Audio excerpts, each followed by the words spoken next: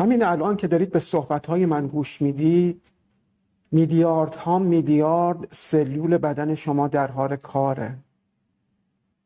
در تک تک این سلول ها، در بدنه این سلول ها سیستمی وجود داره به نام میتوکندری. سیستمیه که از واکنش های شیمیایی بین مواد انرژی زیستی استخراج میکنه. یعنی انرژی زیستی که کل بدنتون داره حاصل کارکرد این میلیاردها میلیارد سلوله. این انرژی زیستی کالبد پرانیک بدن شما رو میسازه. یعنی کالبد پرانیک بدن شما حاصل میلیاردها میلیارد کالبد پرانیک تک تک سلول های بدن شماست. و اما از طرف دیگه برخی از سلول های بدن شما، به خصوص سلول های عصبی و نورون های مغز شما، جریانی از یونهای مختلف رو در خودشون ساطع میکنن. یعنی یونهای مختلف پتاسیم، سدیم و کلور در درون این یاخته های عصبی و نورون ها جریان داره که حاصل کار کرده اون ایجاد میدان های الکتریکی، مغناطیسی و جریان های الکترومغناطیس هست. یعنی تک تک این نورون ها، این یاخته های عصبی، یک کالبد ذهنی دارن، یک کالبد الکتریکی و مغناطیسی، و حاصل به هم پیوستن این کالبد های ذهنی که مختص نورون ها و یاخته های عصبیه، کالبد ذهنی بدن شما رو میسازه. پس کالبد ذهنی بدن شما هم حاصل کارکرد میلیاردها سلول و یاخته عصبیه.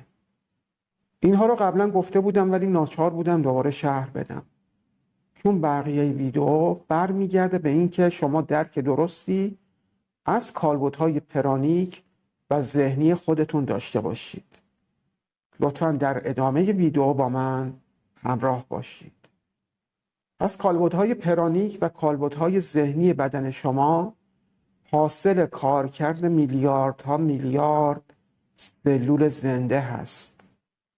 از طرفی روی کره زمین هم میلیاردها میلیارد موجود کامپلکس و مرکب دارن زندگی میکنن.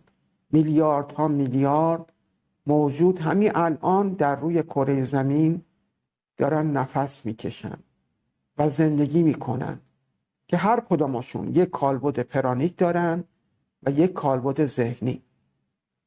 از به هم پیوستن این کالبدهای پرانیک، کالبد پرانیک کره زمین شکل میگیره و از به هم پیوستن کالبدهای ذهنی این موجودات، کالبد ذهنی کره زمین شکل میگیره. این کالبدها یعنی کالبدهای ذهنی و کالبدهای پرانیک ناخودآگاه جمعی کره زمین رو شکل میده. میتونیم بهش بگیم ناخودآگاه اشتراکی، ناخودآگاه جمعی، که البته من بهش میگم ذهن کره، یعنی ذهن کره زمین. کره زمین رو تصور کنید که دور تا دورش و درونش انرژی ها و نیروهای پرانیک و انرژی ها و نیروهای مغناطیسی و الکتریکی جریان داره و کالبد پرانیک و کالبد ذهنی کره زمین رو میسازه. این رو اگه درک کنید، بقیه ماجرا به سادگی قابل حل. در مورد وجه‌های مختلف این مفهوم در ویدیوهای دیگه‌ای صحبت کردم، به خصوص ویدیوهای مثلا تحت عنوان دانلود اطلاعات از ذهن دیگران که لینکش رو درون دیسکریپشن میذارم. برید نگاه کنید. اطلاعاتی متفاوت با اون چه که الان دارم تعریف میکنم در اون ویدیو هم ارائه شده. و اما در این ویدیو میخوام مفهوم دیگه‌ای رو با شما در میون بذارم.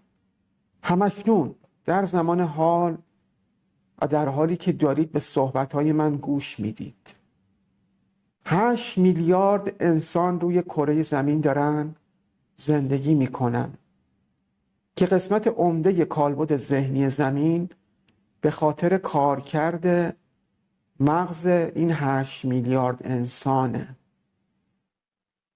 8 میلیارد انسان دارن ارتعاشات ذهنیشون رو وارد ذهن کره میکنن. یعنی 8 میلیارد تجربه مختلف الان ارتعاشاتش داره وارد ذهن کره میشه. یعنی در حال حاضر همین الان که دارید به صحبتهای من گوش میکنید 8 میلیارد تجربه مختلف در حال انتقال اطلاعاتشون به درون ذهن کره هستند. روی این مفهوم خوب دقت کنید. یعنی هر تجربه ای رو که شما بتونید توی ذهنتون تصور کنید، تجربه ثروت، تجربه علم، تجارت، تجربه هنر، تجربه قهرمانی در امور ورزشی و هر تجربه دیگه ای رو که بتونید تصور کنید، در حال حاضر انسانهایی هستن که مقام قهرمانی رو در اون تجربه دارن و دارن ارتعاشات ذهنی خودشون رو به درون ذهن کره تزریق میکنن. یعنی همین الان که دارید به صحبتهای من گوش میکنید هر تجربه ای رو که بخواید اون تجربه در ذهن کره وجود داره. و هدفم از ساخت این ویدیو این بوده که چگونه شما بتونید این تجارب رو، این ارتعاشات ذهنی رو از درون ذهن کره جذب کنید و بارگذاری کنید روی نورون‌های مغز خودتون. اگر باز وسوسه شدید، براتون جالبه، لطفاً به ادامه ویدیو توجه کنید. و اما باید دلیل علمی بیارم. خوب توجه کنید.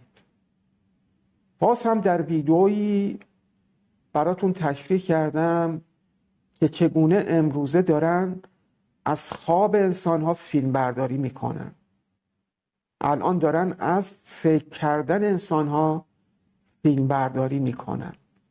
چگونه؟ میان مثلا توی دستگاه‌های شبیه سازی یک سری اشکال رو نشون یک سری سوژه ها میدن. بعد نگاه میکنن میبینن کدوم نورون‌های مغزشون داره واکنش نشون میده. مثلا یک دایره نشون میدن و نگاه میکنن ببینن کدوم نورون‌های مغز داره واکنش نشون میده. این میشه نقشه نورون‌های مغز. بار دیگه شکل‌های دیگه رو نشون میدن. مثلث، مربع، ستاره و شکل‌های پیچیده. و شروع میکنن از مغز نقشه برداری میکنن. در مرحله دیگه‌ای میان رنگ‌ها رو نمایش میدن. مثلا رنگ قرمز رو نشون میدن و نگاه میکنن ببینن کدوم نورون‌های مغز به چه صورت در چه فرکانسی دارن واکنش نشون میدن. روی همه رنگ‌ها کار میکنن و از مغز نقشه برداری میکنن. توی مراحل دیگه روی مفاهیم مختلف کار میکنن. مثلا یک سیب رو نشون میدن و نگاه میکنن ببینن مغز چگونه داره واکنش نشون میده. کدوم نورون ها تحت چه فرکانسی داره واکنش نشون میده. اینجوری نقشه نورون های مغز رو تهیه میکنن و دارن از خواب انسان ها و از فکر کردن انسان ها فیلم برداری میکنن. این فوق العاده جالبه. حالا شما تصور کنید همین الان در حال حاضر چند میلیون انسان مثلا دارن به یک سیب فکر میکنن یا یک سیب و جلوشون گرفتن دارن نگاه میکنن، بو میکنن یا مزه میکنن. این انسان ها، این چند میلیون انسان، تعداد خاصی از نورون های مغزشون داره واکنش نشون میده. واکنش های بسیار ثابت، واکنش هایی که در تمام انسان ها ثابته. و اگر همین الان در حال حاضر شما بخواید به یک سیب فکر کنید، مغزتون ارتعاشات مشابهی رو ساطع میکنه. این ارتعاشات هم نوع خودش رو از ذهن کره جذب میکنه.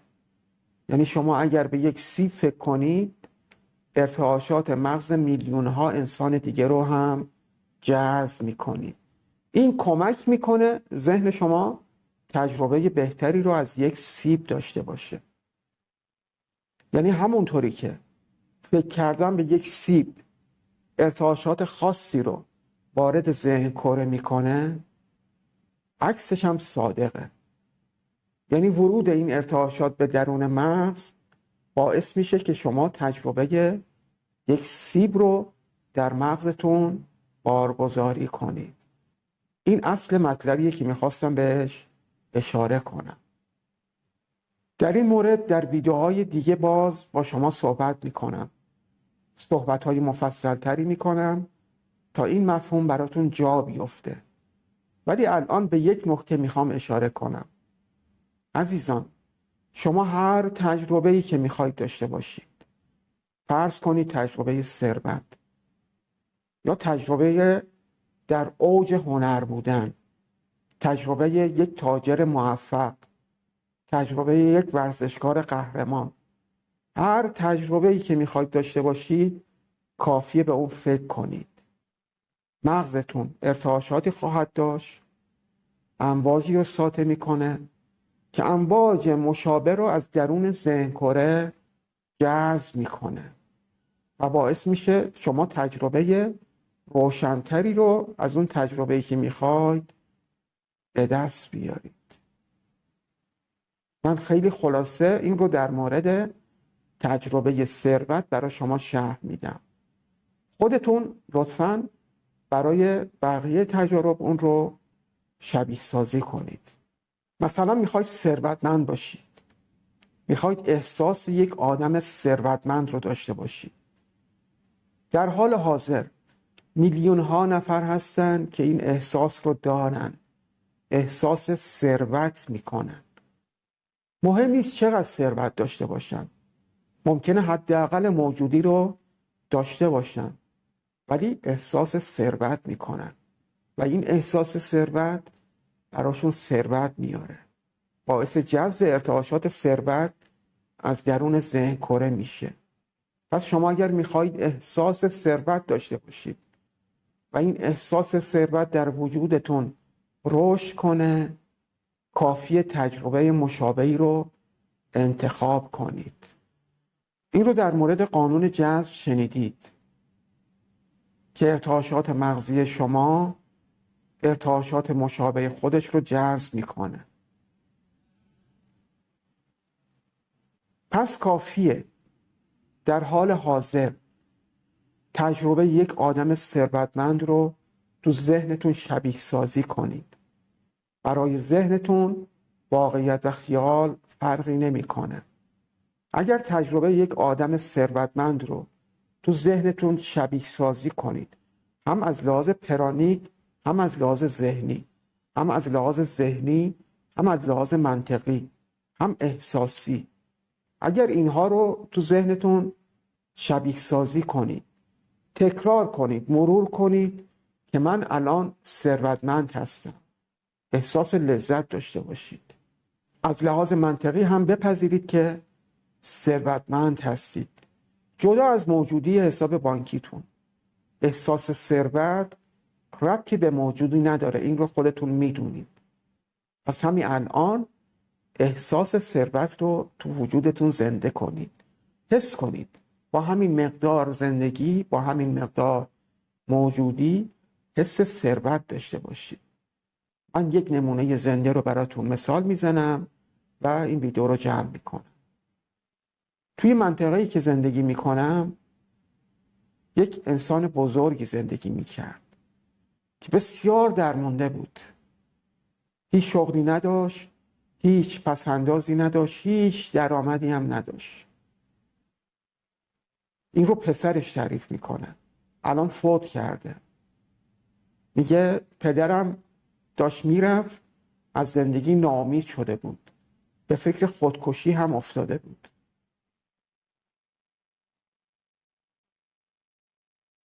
در همون حال یک چیزی تو ذهنش اومد. گفت خدایا اگر به من ثروت بدی، هر چقدر بدی، نصف اون رو به خودت برمیگردونم. داشت میرفت، دید روی درب یک کارواش زدن کارگر میخوان. رفت داخل، گفت میخوام کار کنم. یه مدت کار کرد، اولین حقوقی که گرفت نصفشو در راه خدا داد، کمک کرد به افراد دیگه. این رویه رو از همون لحظه ادامه داد. این رویه بهش حس ثروت داد.